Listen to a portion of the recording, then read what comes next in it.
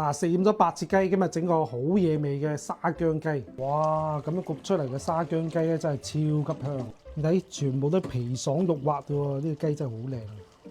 嗱，做沙姜雞咧，一定要有啲新鮮嘅沙姜啊！睇咩啊？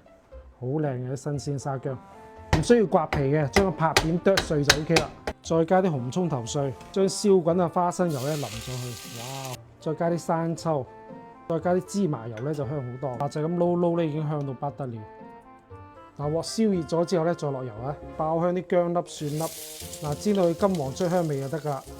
然後將啲雞鋪上去，啱先調好嘅沙姜汁咧淋上去啊。嗱，一滴水都唔使放喎，因為啲雞咧會出水嘅。吸蓋焗佢6分鐘啊。調成中火，嗱冇咁急住放酒喎，燒到啲煲夠熱先放啊。燒到佢冇氣泡咧，就可以放酒㗎。煲過去諗圈高度米酒，嗱啲酒咧會變成水喎，所以裡面咧唔使擔心冇水嘅。再調成細火焗多個4分鐘，嗱一共焗咗10分鐘啊！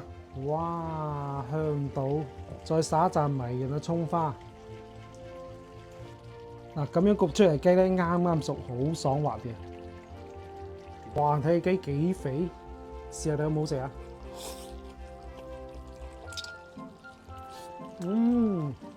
又爽又滑，一啲都唔會膩喎。